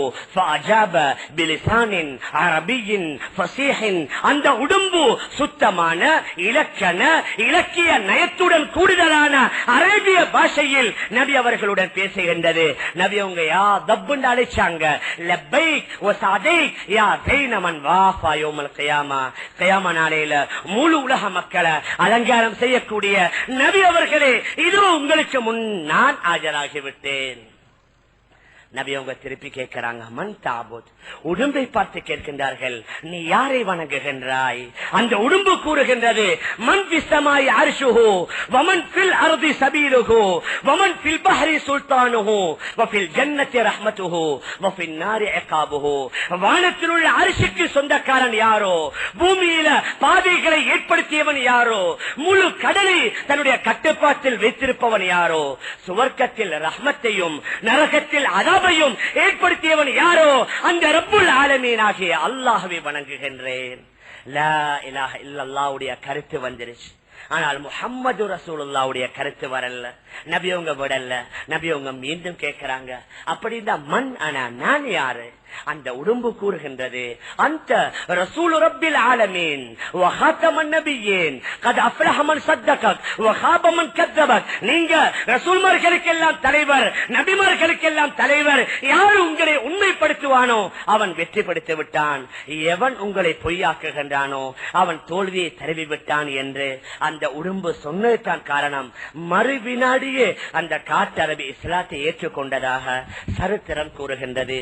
மேலான பெரியார்களே, கனவான்களே, சகோர்களே, ஆஹா முஹம்மது ரசூலுல்லாஹி ஸல்லல்லாஹு அலைஹி வஸல்லம் மக்காவுடைய 13 வருஷ காலத்துல சஹாபாக்களை ஈடுபடுத்துகின்றார்கள், ஈமானுடைய தாவத்தில் ஈடுபடுத்துகின்றார்கள், இஸ்லாத்தின் பக்கம் அழைக்குகின்றார்கள். அவர்கள் வந்ததற்கு பின்னால அல்லாஹ்வுடைய கடமைகள் கொஞ்சம் கொஞ்சமாக, அவனுடைய கட்டளைகள் கொஞ்சம் கொஞ்சமாக, அவனுடைய சட்டதிட்டங்கள் மெது மெதுவாக அவர்களுடைய வாழ்க்கையில வருகின்றது. அல்லாஹ்வால் தடை செய்யப்பட்ட ஹராமான விடயங்களை ஸ்டெப் பை ஸ்டெப்பாக அல்லாஹ் சுப்ஹானஹு வ தஆலா ஒரே அடியாக தடை செய்யல, கொஞ்சம் கொஞ்சமாக. முதல் கட்டம் கொஞ்சம், இரண்டாம் கட்டம் அதைவிட கொஞ்சம், மூன்றாம் கட்டம், இப்படி கொஞ்சம் கொஞ்சமாக அல்லாஹ் தடை செய்கின்றான். தடைகளையும் விடுகின்றார்கள், உத்தரவுகளையும் செய்கின்றார்கள். மேலான பெரியார்களே, கனவான்களே, சகோர்களே, அதற்கு பின்னால மதீனாவுக்கு செல்கின்றார்கள். அவர்களுடைய வாழ்க்கையில பெரும் பகுதி இஸ்லாமியத்துடைய ஷரியாவுடைய சட்டம் வருகின்றது, அல்லாஹ்வுடைய கட்டளைகள் வருகின்றது, நபியுடைய சுன்னத் வருகின்றது. வெறும் இபாதத்தில மாத்திரமல்ல, தொழுகையில மாத்திரமல்ல, ஜிக்ர் திலாவத்தில மாத்திரமல்ல, நோன்பு பிடிப்பதில மாத்திரமல்ல, ஹஜ் செய்வதில மாத்திரமல்ல, அவர்களுடைய வியாபாரத்தில, அவர்களுடைய விவசாயத்தில, அவர்களுடைய குடும்பம் நடத்துவதில, அவர்களுடைய ஆட்சி நடத்துவதில, யுத்த களத்தில, போர் முனையில, ஜிஹாத் செய்வதில, அனைத்து சந்தர்ப்பங்களிலேயும் என்ன செய்கின்றார்கள்? இஸ்லாத்தை முழுமையாக பின்பற்றுகின்றார்கள். ஷரியாவுடைய அந்த சட்ட திட்டங்களை, இஸ்லாமிலே உள்ள தீன் உள்ள அந்த முழு அறிவுரைகளை முழுமையாக பின்பற்றுகின்றார்கள். அவர்களுடைய வாழ்க்கையில முழுமையான தீன் வருகின்றது. இப்பொழுது அல்லாஹ் உலகத்தில் உள்ள அனைத்தையும் அவர்களுக்கு கொடுக்குகின்றான். ஆட்சியை கொடுக்குகின்றான், அதிகாரத்தை கொடுக்குகின்றான், கண்ணியத்தை கௌரவ தௌபத்தை கொடுத்தான். அந்த தீனின் மூலமாக எந்த அளவுக்கு சொன்னா எவ்வளவு பெரிய ஆபத்து. ஒரு தனிநபருடைய பிரச்சனையா, சமூக பிரச்சனையா, சமுதாய பிரச்சனையா, சர்வதேச பிரச்சனையா, அனைத்து பிரச்சனைகளையும் அவர்களுடைய தீனுடைய பலத்தின் மூலமாக சாதித்தாங்க. தேவைக்கு தக்கவாறு ஆயுதங்களை பாவிக்காமல் இருக்கல்ல, ஆயுதங்களை பாவிச்சாங்க. யுத்த களத்தில் போகும் பொழுது குதிரை பயிற்சி எடுத்தாங்க. நபி ஸல்லல்லாஹு அலைஹி வஸல்லம் குர்ஆன்ல ஒரு இடத்துல வருது, வஅய்து லஹும் மஸ்ததாத்தும் மின் குவ்வா, உங்களால் ஏழுமான அளவு உங்களுடைய சக்திகளை உங்களுடைய பலங்களை நீங்க தயாரித்து வைங்கன்னு சொல்லக்கூடிய இந்த குர்ஆனுடைய ஆயத்திற்கு பல சஹாபாக்கள் கூறுகின்றார்கள், அலா இன்னல் குவ்வத அர்ரமி, அலா இன்னல் குவ்வத அர்ரமி. குர்ஆன்ல நபி அல்லாஹ் கூறுகின்றான், உங்களுடைய பலம் என்ன? அம்பு எறிவது, ஈட்டிகளை எறிவது. இது முஸ்லிம்களுடைய மிகப்பெரிய ஆயுதம். இது நீங்க படித்துக் கொள்ளுங்க. நபி அவர்கள் உற்சாகம் ஊட்டினாங்க.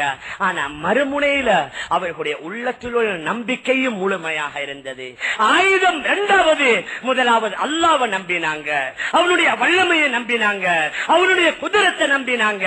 சாதனம் இரண்டாவது. முதலாவது அவர்களுடைய உள்ளத்தில் ஈமான் உறுதியாக இருந்தது. எவ்வளவு பெரிய பிரச்சனை வந்தாலும் சரி அடுத்தவர்கள்ட்ட யாசகம் கேட்கல, அல்லாஹ்வுடைய அடியார்களை நம்பல்ல. அந்த காலத்தில் இருந்த சாம்ராஜ்ய தலைவர்கள்ட்ட நபி அவர்கள் போய் உதவி கேட்கல. அந்த உங்களுக்கு தெரியும் பத்ருடைய சண்டை, முஸ்லிம்களை பூண்டோடு அழிக்கணும் என்று சொல்லித்தான் மக்காவிலிருந்து 1000 பேர்கள் திரண்டு வருகின்றார்கள். ஆனால் முஸ்லிம்கள் யுத்தம் செய்வதற்கு வரல, போர் புரிவதற்கு வரல. அவங்க வந்தது என்ன? அபூ சுஃபியானுடைய அந்த வியாபார கூட்டம் கடலோரமா அந்த கரைப்பகுதியா சென்று கொண்டிருக்கிறாங்க. அவங்கள்ட்ட அந்த பொருட்களை நாங்க எடுப்போம் தான் வராங்க. வந்ததற்கு பின்னால யுத்தத்துடைய தேவை வருது. ஆனால் முஹம்மது மனம் தளரல்ல, நபி அவர்கள் தைரியம் இழக்கல்ல, சஹாபாக்கள் தன்னுடைய துணிவை விட்டுக் கொடுக்கல்ல. அவர்கள் தெரிந்தது கொஞ்சம். காபிர்கள் 1000 முஹம்மதே, உங்களுடைய ரப்ப நீங்க அழைச்சிங்க, இது உங்களுடைய அழைப்புக்கு நான் பதில் தந்து விட்டேன். 1000 மலக்குமார்களை அனுப்பி உங்களுக்கு உதவி செய்ய போகின்றேன். ஹஜ்ரத் ஜிப்ரீலுடைய தலைமையின் கீழால் 500 மலக்கு, ஹஜ்ரத் மீகாயிலுடைய தலைமையின் கீழால் 500 மலக்கு, 1000 மலக்குமார்களை அனுப்பி உதவி செய்ததோடு மட்டுமல்ல, முழு இஸ்லாமியர்களை பூண்டோடு அழிக்கணும் என்று சொல்லி கங்கணம் கட்டி கொண்டு வந்த அந்த அனைத்து காபிர்களுடைய தலைவர்களுக்கு அல்லாஹ் சமாதி கட்டி விட்டான். பத்ருடைய கிணத்துல எல்லாரும் பிணமாக அங்கே கிடக்குகின்றார்கள். அந்த கிணத்தை பார்த்து நபி அவங்க கேட்டாங்க, வஜத்னா மா வாதனா ரப்புனா ஹக்கா ஃபஹல் வஜத்தும் மா வாத ரப்புக்கும் ஹக்கா. புகாரில பதிவு செய்யப்பட்டிருக்கிறது, நம்முடைய ரப்பு நமக்கு வாக்களித்த அந்த உதவியை நாம் பெற்றுக் கொண்டோம், உங்களுக்கு வாக்களித்த அந்த தோல்வியை பெற்றுக் கொண்டீர்களா என்ற கருத்துப்பட அவர்கள் அத்துணை பேர்களுக்கும் அல்லாஹ் சமாதியை கட்டி முஸ்லிம்களுக்கு அல்லாஹ் உதவி செய்யலையே. ஏன்? நபி அல்லாஹ்வை நம்பினாங்க, நபியோடு இருந்த நபி தோழர்கள் அல்லாஹ்வை நம்பினாங்க. அதனால் அவர்களில் யாரையும் அல்லாஹ் கைவிடல. நீங்க சொல்லலாம், நபி இருந்ததுனால, நபி ஹயாத்துடன் இருந்ததுனால நபி அவர்களுக்கு அல்லாஹ் உதவி செய்யறது கட்டாயம். நபி இருந்ததுனால உதவி செய்திருக்கலாம், நபி இருந்ததுனால உதவி வந்திருக்கலாம். இல்ல, நபியுடைய வஃபாத்துக்கு பின்னால் உள்ள காலங்களையும் நாம் இருக்கலாம். ஹிஜ்ரி 60களில ஹஜ்ஜாஜ் இப்னு யூசுஃபுடைய காலம். அந்த காலத்திலேயே இலங்கைக்கு அரேபிய நாட்டில் இருந்த நிறைய மக்கள் வியாபார நோக்கமாக வர ஆரம்பிச்சாங்க. யமன் பகுதியில் உள்ளவங்க வராங்க, அந்த கடற்கரை ஓரமா உள்ள அந்த பேருவேல பகுதிக்கு வராங்க, வந்து தொழில் செய்யறாங்க, வியாபாரம் செய்யறாங்க, திருமணம் முடிக்கிறாங்க. அப்படியே வந்த சிலர்கள் ஆண்கள் வஃபாத்தாகி விடுறாங்க, அவர்களுடைய பெண்கள் விதவைகளாக, அவர்களுடைய குழந்தைகள் அனாதைகளாக ஆகிவிடுகின்றார்கள். அந்த வேளையில இலங்கையை ஆண்டு கொண்டிருந்த ஒரு அரசன் ஒரு கப்பல் என்ன செய்கின்றார், இந்த விதவை பெண்களையும் அனாதை குழந்தைகளையும் ஏற்றி அவர் என்ன செய்கின்றார், அந்த காலத்துல ஹஜ்ஜாஜ் இப்னு யூசுஃபுடைய ஆட்சி நடந்து கொண்டிருந்த அந்த ஈராக் பகுதிக்கு அனுப்பி வைக்கின்றார். ஏன்? ஹஜ்ஜாஜ் இப்னு யூசுஃபுடைய அந்த நட்பு கிடைக்கணும், அவருடைய நெருக்கம் கிடைக்கணும் என்ற நோக்கத்தில் இலங்கையுடைய அரசர் அனுப்பி வைக்கின்றார். அந்த கப்பல் கடற்கரை அப்படி கடல்ல போய், அதாவது பாகிஸ்தானுடைய சிந்த் பகுதியை கடந்து அப்படி போய்கொண்டிருக்குது. அப்ப இந்தியா பாகிஸ்தான் எல்லாம் சேர்ந்து இருக்குது. முழு இந்தியாவை பாகிஸ்தான ஆட்சி செய்து கொண்டிருந்த ராஜா தாஹிர் என்று சொல்லக்கூடிய அரசனுடைய கையாட்கள் என்ன செய்யறாங்க, அந்த கப்பலை கைப்பற்றி அந்த கப்பலை அபகரித்து அந்த கப்பலிலே இருந்த பெண்களையும் அந்த குழந்தைகளையும் கைதியாக பிடித்து விடுகின்றார். இது மிக நீளமான சரித்திரம். இந்த செய்தி ஹஜ்ஜாஜ் பின் யூசுஃபுக்கு கேள்விப்பட்டு அவர் என்ன செய்கின்றார், ஒரு 6000 பேர்களுடைய படை முஹம்மது பின் காசிம் ரஹ்மத்துல்லாஹி அலைஹி அவர்களுடைய தலைமையின் கீழால் அனுப்பி வைக்கின்றார்கள். வெறும் 6000 பேர்களுடைய படை. முஹம்மது பின் காசிம் அந்த படையுடைய தளபதி. வயது எத்தனை? ஒரு 17 வயது. இந்த காலத்துடைய மாணவர்கள் அவர்களுடைய ஓ லெவல் அல்லது அட்வான்ஸ் லெவல் எக்ஸாம கூட முடித்திருக்க மாட்டாங்க. 17வது வயதில் 6000 பேர்களுடைய படையுடைய படை தளபதியாக முஹம்மது பின் காசிம் ரஹ்மத்துல்லாஹி அலைஹி அனுப்பி வைக்கப்படுகின்றார்கள். அவர்கள் வந்து முழு இந்தியா, பாகிஸ்தான், பங்களாதேஷ், பர்மா போன்ற இவ்வளவு பெரிய பரப்பளவை கொண்ட இவ்வளவு பெரிய நாட்டை வெற்றி கொண்டார்கள். ஏன் அல்லாஹ் உதவி செய்யலையா? அவர்களுக்கு ஆட்சியை அல்லாஹ் கொடுக்கலையா? அவர்களுக்கு அதிகாரங்களை அல்லாஹ் கொடுக்கலையா? இது ஹிஜ்ரி 60களில். அதற்கு பின்னால் ஹிஜ்ரி 92ல் நடந்தது. ஸ்பெயினை வெற்றி கொள்ள தாரிக் பின் ஜியாத் ரஹ்மத்துல்லாஹி அலைஹி வெறும் 12000 பேர்களுடன் ஒரு 4 கப்பல்ல, ஒவ்வொரு கப்பல்ல 2000 3000 பேர், 4 கப்பல்கள்ல 12000 பேருடன் ஹிஜ்ரி 92 ரமதானுடைய மாதத்தில் தாரிக் பின் ஜியாத் ரஹ்மத்துல்லாஹி அலைஹி செல்கின்றார்கள். சென்ற முதலாவது செய்த வேலை என்ன? ஏறி வந்த கப்பலை எரித்து விடுகின்றார்கள். இந்த கப்பல் இருந்தா நாங்க மீண்டும் நம்முடைய ஊருக்கு செல்ல வேண்டிய விருப்பம் வந்துவிடும் என்று முதலாவது ஏறி வந்த கப்பலை எரித்துவிட்டு அந்த 12000 பேர்களுடைய படைத்தான் முழு ஸ்பெயினை வெற்றி கொண்டார்கள். அதனுடைய பிரதிபலன் தான் ஸ்பெயினை 800 வருடம் அரேபியர்கள் ஆட்சி செய்தாங்க. மேலான பெரியார்களே, அன்பிற்குரிய கணவான்களே, சகோர்களே, முதலாவது நூற்றாண்டை விடுங்க. ஹிஜ்ரி 5-6வது நூற்றாண்டுடைய காலம் யூத அதாவது கிறிஸ்தவர்களுக்கும் முஸ்லிம்களுக்கும் மத்தியில பயங்கரமான சிலுவை யுத்தம் நடந்து கொண்டிருக்கிறது. அந்த வேளையில இஸ்லாமிய படையுடைய தளபதி தான் சலாஹுத்தீன் அய்யூபி ரஹ்மத்துல்லாஹி அலைஹி. மிக பெரிய படையுடன் முஸ்லிம்கள் மோதிக்கொண்டிருக்கிறாங்க. இப்பொழுது இஸ்லாமியர்களை தாக்குவதற்கு அந்த கிறிஸ்தவர்களுடைய தலைவன் பெரிய ஒரு நேவி கப்பலை அனுப்பி வைக்கின்றான். அந்த செய்தி சலாஹுத்தீன் அய்யூபிக்கு கேள்விப்படுகின்றது. இஸ்லாமிய சரித்திரத்தில் ஹஜ்ரத் காலித் பின் வலீத் ரஹ்மத்துல்லாஹி அலைஹி ரலியல்லாஹு அன்ஹு அவர்களுக்கு பின்னால் வந்த மிகப்பெரிய ஒரு தளபதி சலாஹுத்தீன் அய்யூபி ரஹ்மத்துல்லாஹி அலைஹி என்ன செய்கின்றார்கள்? இந்த செய்தி கேள்விப்பட்டதோட அக்கம் பக்கத்தில் உள்ளவர்கள்ட்ட இன்றைக்கு நாங்க பார்க்கலாம், நம்முடைய இஸ்லாமிய தலைவர்கள் எல்லாம் ஏதாவது வந்துட்டா ஓடி போறது ஒரு இடத்திற்கு, ஓடி போறது ஒருத்தனுக்கு. அதை தெளிவா சொல்ல வேண்டிய தேவையில்லை. அந்த சூப்பர் பவர் என்று சொல்லக்கூடிய முழு உலக மக்களும் அவர்களை நம்பியிருக்கக்கூடிய அந்த நாட்டிட்ட போறது, ஹெல்ப் கேட்கிறது, நீங்க தான் பாதுகாக்கணும், நீங்க தான் ஹெல்ப் பண்ணணும், நீங்க தான் உதவி செய்யணும். இது எங்களை நபியுடைய வழிமுறை அல்ல, எங்களை சஹாபாக்களுடைய வழி அல்ல. அதற்கு பின்னால வந்த இஸ்லாமிய தலைவர்கள் யாருடைய வழிகாட்டலும் அல்ல. சலாஹுத்தீன் அய்யூபி பிலஸ்தீனில் உள்ள மஸ்ஜித் அக்ஸாவுக்கு செல்கின்றார். அங்கே சென்று இஷா தொழுகைக்கு பின்னால அதில் அடுத்த நாள் சுபஹ் தொழுகை வரைக்கும் ருக்கூல சுஜூதுல இருந்து அல்லாஹ்ட்ட துஆ கேட்டுக்கொண்டே இருக்கின்றார்கள். அடுத்த நாள் காலையில ஃபஜ்ருடைய பாங்க பின்னால சுபஹ் தொழுகையை முடித்துவிட்டு அப்படி அந்த குதுசுடைய அந்த ஜெருசலத்துடைய வீதிய நடந்து வந்து கொண்டிருக்கிறார். ஒரு வயது முதிர்ந்த மனிதர் சலாஹுத்தீன் அய்யூபியை தாண்டி போற வேலையில சலாஹுத்தீன் அய்யூபி கேட்டார் அந்த பெரியவரை பார்த்து, பெரியவரே, முஸ்லிம்களை தாக்குவதற்கு இன்னும் ஒரு பெரிய நேவி கப்பல் வந்து கொண்டிருக்கிற செய்தியை கேள்விப்பட்டீங்களான்னு கேட்டதற்கு அந்த பெரிய மனிதர் சொன்னார், ஆம் கேள்விப்பட்டேன் என்று சொல்லி மீண்டும் தன்னுடைய முகத்தை உயர்த்தி சலாஹுத்தீன் அய்யூபியுடைய முகத்தை கொஞ்சம் நல்ல முறையில பார்த்துட்டு சொன்னாங்க, கேள்விப்பட்டேன் சலாஹுத்தீன், என்றாலும் நேற்றிரவு நீங்க அக்ஸாவுல மஸ்ஜிதுல் அக்ஸாவுல இரவுல வடித்த அந்த கண்ணீர் துளிகள் அவர்களுடைய நேவி கப்பலை மூழ்கடித்து விட்டது, அதை தாட்டி விட்டது சொன்னாங்க. அடுத்த நாளே ஜெருசலத்துக்கு செய்தி வருது, அந்த நேவி கப்பல் தாண்டு விட்டதாக. ஏன்? ஸலாஹுத்தீன் அய்யூபி ரஹ்மத்துல்லாஹி அலைஹி அல்லாஹ்வை நம்பினாங்க, இஸ்லாமிய முறைப்படி ஆட்சி செய்தாங்க, அல்லாஹ்வுடைய கட்டளைகளை உலகத்துல அவர்கள் பரச்சுவதற்கு பாடுபட்டாங்க. அல்லாஹ் சுப்ஹானஹு வ தஆலா உதவி செய்தான். மேலான பெரியார்களே, அன்பிற்குரிய கணவான்களே, சகோதரர்களே, எந்த பிரச்சனையாக இருக்கட்டும், தனிநபருடைய பிரச்சனையா, குடும்ப பிரச்சனையா, நாட்டு பிரச்சனையா, சமூக பிரச்சனையா, அனைத்து பிரச்சனையும் தீனின் மூலமாக தீர்த்துக் கொண்டாங்க. ஆனா அந்த தீன் இன்றைக்கு பலகீனம். முஸ்லிம்கள்ட்ட பணத்திற்கு பற்றாக்குறை இல்ல, முஸ்லிம்கள்ட்ட செல்வத்துக்கு குறைவு இல்ல, முஸ்லிம்கள் அறிவாளிகள் குறைந்தவர்களாக இல்ல, எல்லா துறையிலும் முஸ்லிம்கள் உயர்ந்து சிறந்து விளங்குகின்றார்கள். ஆனா தீனுடைய அடிப்படையில அல்லாஹ் எந்த ஒரு தரத்தை இஸ்லாமியர்கள்ட்ட எதிர்பார்க்குகின்றானோ, எந்த ஒரு ஈமான, எந்த ஒரு நம்பிக்கைய அல்லாஹ் முஸ்லிம்கள்ட்ட எதிர்பார்க்குகின்றானோ அது முஸ்லிம்கள்ட்ட இல்லாததனால அல்லாஹுடைய உதவி வருவது சிரமமாக இருக்குது, அல்லாஹுடைய உதவி வருவது பாரமாக இருக்குது. அல்லாஹ் உதவி செய்வதற்கு அந்நியவர்களை மாதிரி அவனுக்கு சாதனங்கள் தேவையில்லை, அவனுக்கு வஸ்துக்கள் தேவையில்லை, அவனுக்கு பொருட்கள் தேவையில்லை. அந்நியவர்கள் நம்பி இருக்கிறது ஒரு 3 நாள். ஒன்று அவர்களுடைய எக்கானமி பொருளாதாரம், இரண்டாவது அவர்களுடைய அதிகாரம், மூணாவது அவர்களுடைய பலம், நாலாவது அவர்கள் இருக்கிற ஆயுதம். இந்த 3 நாளைத்தான் அவர்கள் நம்பி இருக்கிறாங்க. அல்லாஹ் உதவி செய்ய நாடினா அவனுக்கு ஒரு வழி இல்ல, அவனுக்கு நூற்றுக்கணக்கான வழிகள். அல்லாஹ் முஸ்லிம்களை பாதுகாக்க நாடினா நூற்றுக்கணக்கான வழிகள். முஹம்மது ரசூலுல்லாஹி ஸல்லல்லாஹு அலைஹி வஸல்லம் ஹிஜ்ரத் செய்த வேளையில நபியை தேடி 100 பேர் வந்தாங்களே, நபியை தேடி 100 பேர். ஏன் நபியை தேடிச்சா 100 குதிரை கிடைக்கும் என்று சொல்லி 4 பக்கங்கள்ல அலைந்தாங்க. அந்த நபிய அல்லாஹ் எப்படி பாதுகாத்தான்?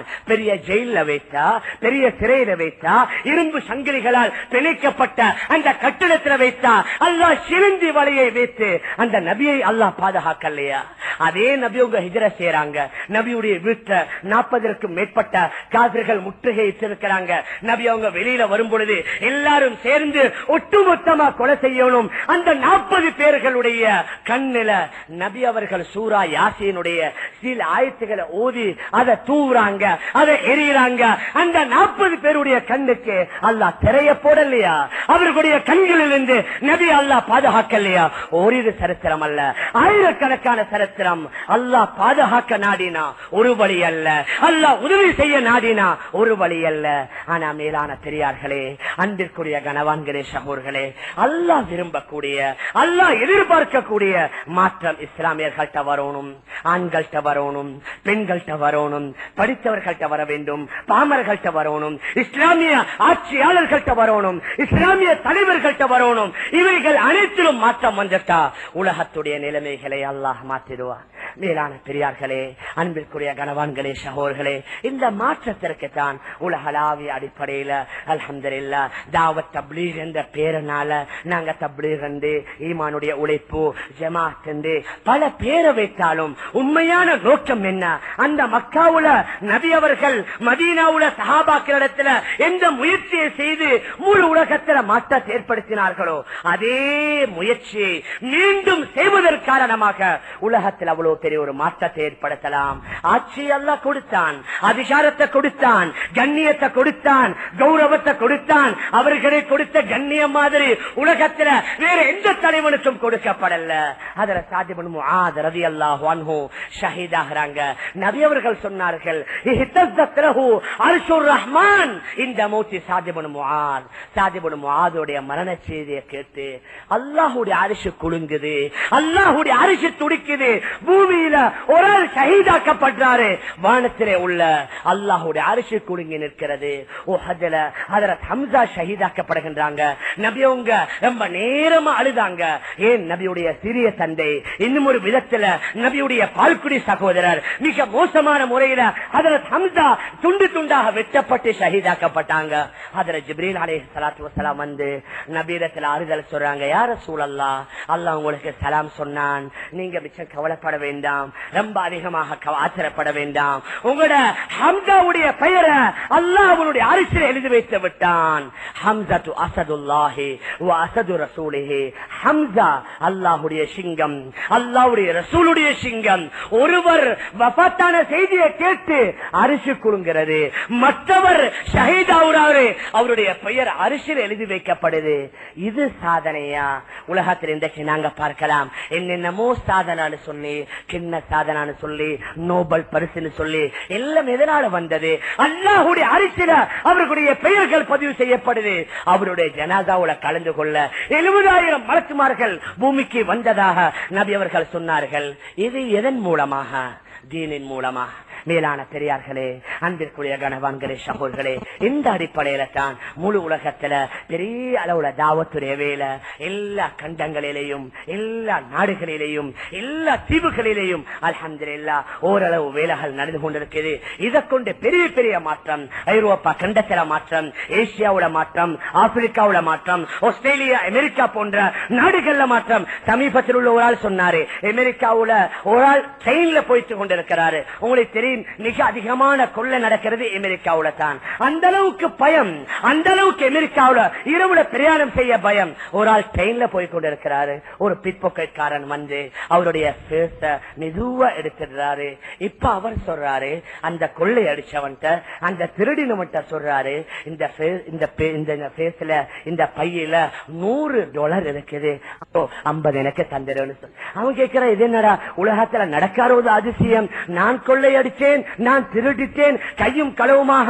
அவன் என்ன பிடிச்சிட்டு அவன் சொல்றான், 50 நீ வச்சுக்கோ, 50 எனக்கு செலவுக்கு தானு சொல்லி. அவன் கேட்கிறான், நீ யாரு? சொல்றாரு, நான் முஸ்லிம். முஸ்லிம் என்ன, இஸ்லாம் என்ன, ட்ரெயின்ல விவரிக்கிறாரு. அதே வினாடி அந்த திருடன் கலிமா சொல்லி இஸ்லாத்திற்கு வந்துடுறாரு. உலகத்தில் அல்ஹம்துலில்லாஹ் சென்ற வருஷம் நாங்க ஜப்பான் போயிருந்தோம். போய் கிட்டத்தட்ட ஒரு 3 மாதம் வேலை செஞ்சோம். நிறைய அதாவது கிளப்புகள், மதுபான கிளப்புகள், ரேஸ் விளையாடக்கூடிய புக்கிகள், அதே மாதிரி அந்த சூது விளையக்கூடிய பல இடங்கள் இன்று மஸ்ஜிதுகளாக மாற்றப்பட்டிருக்கிறது. நகோயான்னு சொல்லக்கூடிய ஒரு பகுதியில சின் அஞ்சோல எங்களை இலங்கை வாழ் மக்கள் வாழ்றாங்க. அங்க பெரிய ஒரு வீடியோ கிளப் தான் மஸ்ஜித் ஆக்கி அல்ஹம்துலில்லாஹ் ஜுமேராத் நிகழ்ச்சி சனிக்கிழமை இரவு நடக்குது. கிட்டத்தட்ட 200க்கும் மேற்பட்ட சகோதரர்கள் அந்த ஜுமேராத் நிகழ்ச்சியில கலந்து கொள்றாங்க. எக்கோஹோமா பகுதியில பெரிய ஒரு பள்ளி, அந்த பள்ளிக்கு பக்கத்திலேயே டெபிள் ஃபைன் சொல்லக்கூடிய ஒரு விபச்சார விடுதி ஒன்று இருக்குது. அந்த விடுதிக்கு பக்கத்தில் உள்ள ஒரு மிகப்பெரிய ஒரு வீடியோ கிளப் அல்லது அவர்கள் அதாவது மதுபா அதாவது ரேஸ் விளையாடக்கூடிய ஒரு இடம், அதை அவர்கள் வாங்கி 2-3 கோடிக்கு வாங்கி இன்றைக்கு 3 மாடி பள்ளியாக அல்ஹம்துலில்லாஹ் இருந்து கொண்டிருக்கிறது. மேலான பெரியார்களே, கணவான்களே, சகோதரர்களே, அங்க நாங்க போயிருந்த வேளையில அப்துல் ஹக்னு சொல்லக்கூடிய ஒரு வாலிபனை சந்தித்தோம். அவரு யூகே போயிருந்தாரு, இங்கிலாந்து போயிருந்தாரு மியூசிக் படிப்பதற்கு. அங்க போய் படித்துக் கொண்டிருந்த வேளையில அல்லாஹ்வுடைய கிருபையினால சில சகோதரர்கள் அவரை சந்திச்சு அவரு தாவத் கொடுத்து அவர் கலிமா சொல்லி இஸ்லாத்தை ஏற்று தன்னுடைய பெயரை அப்துல் ஹக் என்று மாற்றி மூடிக்கெல்லாம் முடிச்சு எந்த அளவுக்கு குர்ஆன் என்ற சில காலம் ஜப்பானில் உள்ள ஒரு பள்ளியில இமாமா கூட இருந்திருக்கிறார். டோக்கியோவுல தான் ஜப்பானுடைய பெரிய மர்க்கஸ் இச்சினோவர் என்று சொல்லக்கூடிய பகுதியில் இருக்குது.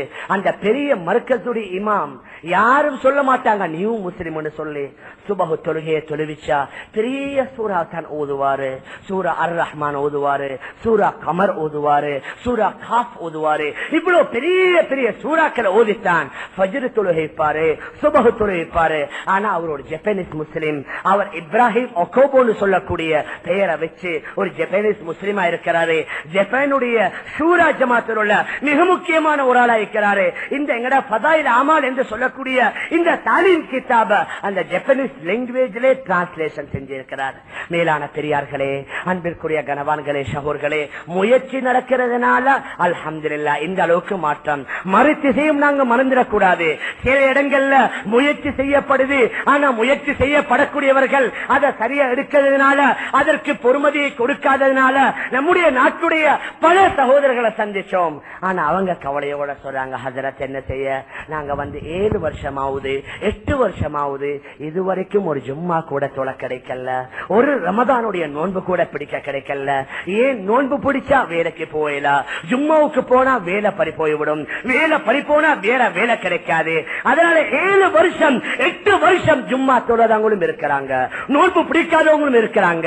அதே மாதிரி நாங்க சவுத் கொரியாவுக்கு ஜும்மாவுக்கு போனோம். அந்த சோல் பகுதியில வேலை செஞ்சோம். குவாஞ்சூண்டு சொல்லக்கூடிய ஒரு ஊருக்கு போனோம். அந்த பள்ளியை சுத்தி கிட்டத்தட்ட 3000ற்கு மேற்பட்ட முஸ்லிம்கள் இருக்கிறாங்க. ஆனா ஜும்மாவுக்கு வர்றது ஒரு 20-25 பேர் தான். ஏன்? அவர்களுடைய உள்ளத்துல இந்த தொழுகையுடைய அமலுடைய இபாதத்துடைய பொறுமதி இல்ல. பெரிய பெரிய பள்ளிகள் கட்டப்பட்டிருக்குது. கொரியாவுல சோல்ல 6 பெரிய, அதாவது சோல்ல முழு சவுத் கொரியாவுல 6 பெரிய பெரிய பள்ளிகள் இருக்குது. சின்ன சின்ன முசல்லாக்கள் இருக்குது. ஜப்பான்ல 6 மர்க்கஸ் இருக்குது. ஒரு 40-50 தொழக்கூடிய முசல்லாக்கள் இருக்குது. மேலான பெரியார்களே, கனவான்களே, சகோதரர்களே, முயற்சி செய்யறதுனால ஜப்பானீஸ் முஸ்லிம்கள்ட்ட மாற்றம், முயற்சி எடுத்து நடக்காததுனால பரம்பரையா இஸ்லாமியனா பிறந்து முஸ்லிம் குடும்பத்தில் வாழ்ந்து அங்க வளர்ந்து இஸ்லாமிய ஸ்கூல்ல படித்தவர்கள் 7 வருஷமா ஜும்மா இல்ல, 8 வருஷமா நோன்பு இல்ல, இப்படி இருந்து கொண்டு தான் இருக்கிறாங்க. மேலான பெரியார்களே, கனவான்களே, சகோதரர்களே, அதனால தான் உலகளாவி இஸ்லாமியர்கள்ட்ட ஒரு மாற்றம் வரணும் உண்டு. ஒரு பாரிய உழைப்பு தாவத்துடைய முயற்சி நடந்து கொண்டிருக்கிறது. அதில் விசேஷமா நாங்க எங்களுடைய சமூகத்தில் உள்ள முக்கியஸ்தர்கள், முக்கியமாக அல்லாஹ் எங்களுக்கு ஒரு அந்தஸ்த, எங்களுக்கு ஒரு பதவி, எங்களுக்கு ஒரு ஆற்றலை தந்திருக்கிறான். எங்களோட ஊர்ல, எங்களோட மஹல்லாக்கள்ல, எங்களோட சிட்டிகள்ல நாங்க மிக முக்கியமானவர்களா இருக்கிறோம். அதனால் நாங்களும் எங்களால எந்த அளவு இதுல ஈடுபடக்கூடிய வேலையில எங்கள்கிட்ட மாற்றத்தை காணலாம். எங்களோட மஹல்லாக்கள்ல, எங்களோட ஊர்கள்ல, ஏன் எங்களோட நாட்டுல, வெளிநாடுகள்ல கூட அல்ஹம்துலில்லாஹ் இங்கிருந்து வெளியான பாஸ் அவுட் ஆன பல சகோதரர்கள் இன்றைக்கு ஒவ்வொரு நாடுகள்ல முயற்சி செய்து கொண்டிருப்பதை நாங்க கண்கூட பார்த்து கொண்டிருக்கிறோம். அதற்காக வேண்டி நாங்களும் முதல்ல இந்த வேலையில வெளிக்கிளம்பி இந்த வேலையை விளங்கணும். இதனுடைய நோக்கம் என்ன, இதனுடைய குறிக்கோள் என்ன, இதனுடைய உசூல்கள் என்ன, இது எப்படி செய்யணும், மக்கள்கிட்ட எப்படி போய் பேசணும், எந்த முறையில எங்களுடைய வாழ்க்கையை ஆக்கணும் என்ற ஒரு பயிற்சிக்குத்தான் நம்முடைய பெரியார்கள் குறிப்பிடுகின்றார்கள். முதலாவது அல்லாஹுடைய பாதையில 4 மாதங்களை கொடுத்து வெளிக்கிளம்புவது. அதற்காக வேண்டி நாமும் நம்முடைய காலங்கள்ல, நேரங்கள்ல கொஞ்ச காலத்தை நேரத்தை கொடுத்து அவசரமாக அல்லாஹுடைய பாதையில 4 மாதங்களுக்காக வேண்டி விலக்கிளம்பி போறதுக்கு நாங்க எல்லாரும் உறுதியா நியத்து வைப்போமா? அந்த உறுதியான நியத்தோடு இன்ஷா அல்லாஹ் இங்க யூனிவர்சிட்டியில் உள்ளவர்கள் சரி, சிலர்கள் என்ன செய்வாங்க, இந்த வருஷம் அவுட் ஆகுவாங்க, சிலர்கள் அடுத்த வருஷம், இன்னும் சிலர் அதுக்கடுத்த வருஷம், இன்னும் சிலர்கள் ஃபெஸ்டிவல் உள்ளவங்க 4வது 5வது வருஷத்துல. அதனால் இன்ஷா அல்லாஹ் முதலாவது நாங்க எல்லாரும் ஒரு அழகான முடிவுக்கு வருவோமா? எப்பொழுது நாங்க எங்களோட ஃபைனல் எக்ஸாம் முடிக்கிறோமோ அன்றைய தினம், அன்றைய காலத்திலேயே முதலாவது என்னுடைய வக்து, என்னுடைய வெளிக்கிளம்பி போவதுடைய காலம் 4 மாதம் என்று சொல்லி நாங்க எல்லாரும் உறுதியா நேசிப்போமா இன்ஷா அல்லாஹ். அந்த நியத்தோட யாரா இருந்தாலும் சரி, எந்த ஃபர்ஸ்ட் இயரோ செகண்ட் இயரோ எதில் இருந்தாலும் சரி, என்னுடைய ஃபைனல் எக்ஸாம் முடிஞ்சதோட நான் 4 மாதம் போவேன் என்று உங்க எல்லாம் எலும்புக பார்ப்போம்.